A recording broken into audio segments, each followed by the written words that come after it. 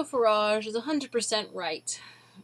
We are in a crisis of leadership in the Western world as a whole.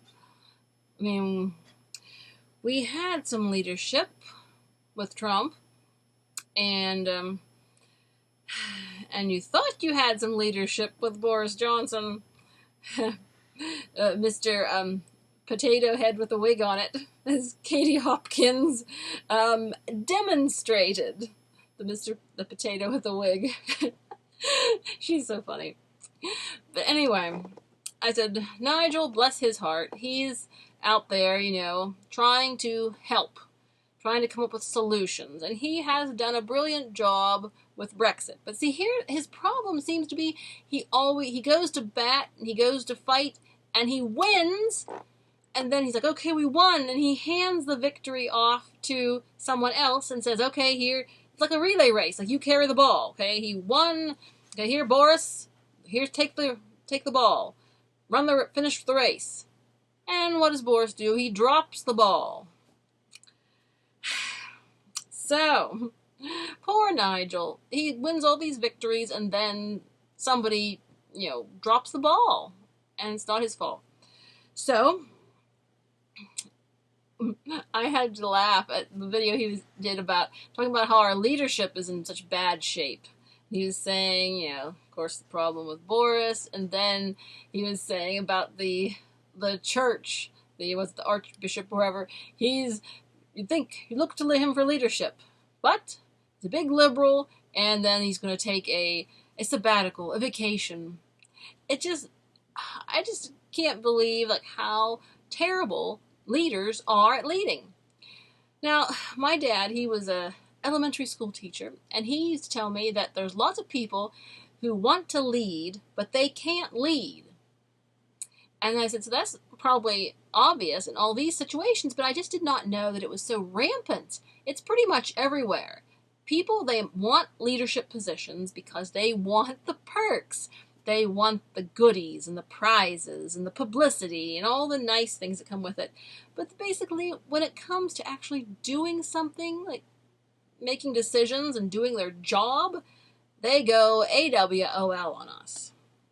So, that's the problem we have here.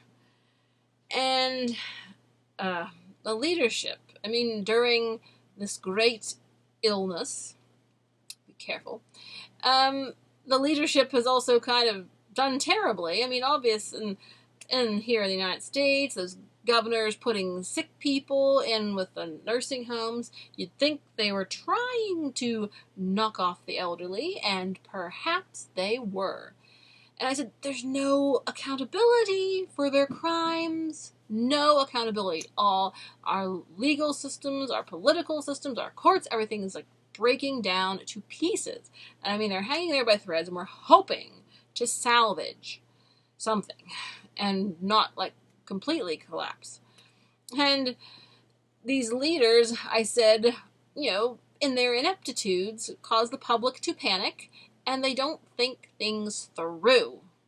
They talk down to the public. They're largely responsible for the panic. There's been so much politicization associated with the virus that, like I said, I think it caused a lot of people to not take it seriously, and maybe they should have. Like I said, I kept an open mind, but you can't know because people are politicizing things so much. Now, like I said, my area has gotten it more recently. I believe my family was all down with it this past month. Well, we're getting better now. It's a little rough. We usually don't get sick that much, but just a little bit rough. So not a huge deal for us. There were some people that just but then there's some old people that are perfectly fine, no symptoms. So it really, you don't know how it's going to affect who and things. So the first thing they shouldn't have done was caused a panic. And more recently, they talked about how Macron was locking people down and causing traffic jams. Everyone's trying to flee the city, Paris, whatever. And these leaders, the first thing you do is remain calm in a time of crisis. You don't stampede the people. And apparently that's what Macron did, stampeded the people.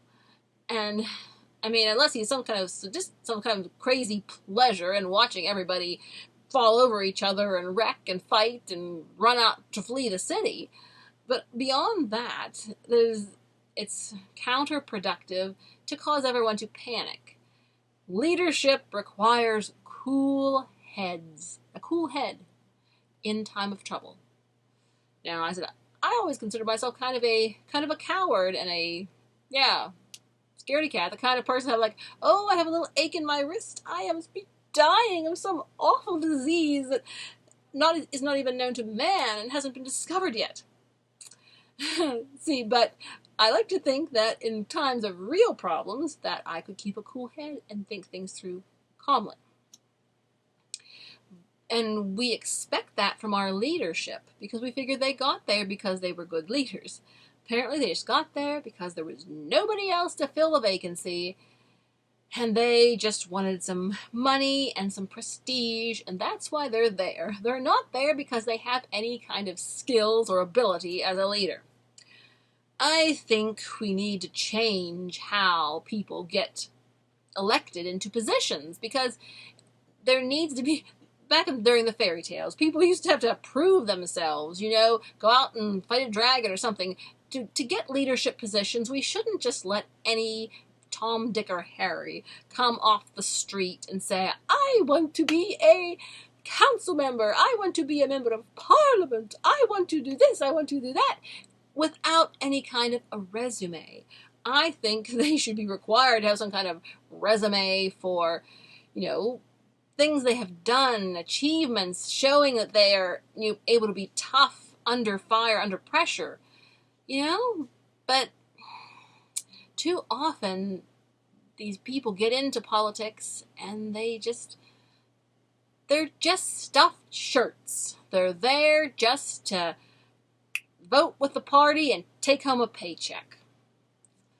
And the political system, if we made the political jobs uninteresting and something that people didn't want, like maybe make the representatives, be the ones who sweep the streets and clean the sewers, give them some unattractive job, then we wouldn't attract so many criminals and crooks.